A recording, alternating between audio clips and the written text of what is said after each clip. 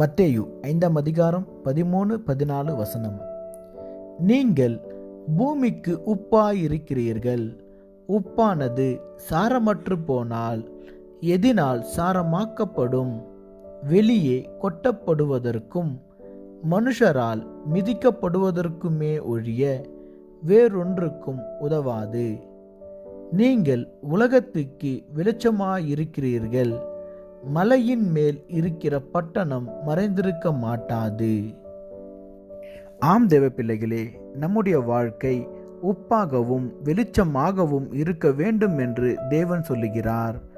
நமது வாழ்க்கையின் நோக்கமானது இந்த உலகத்திற்கு தேவனுடைய கிருபையையும் நீதியையும் எடுத்து சொல்ல வேண்டும். அப்பொழுது இந்த உலகம் அதை அறிந்து கொண்டு ரட்சிக்கப்படும். ஆமென்.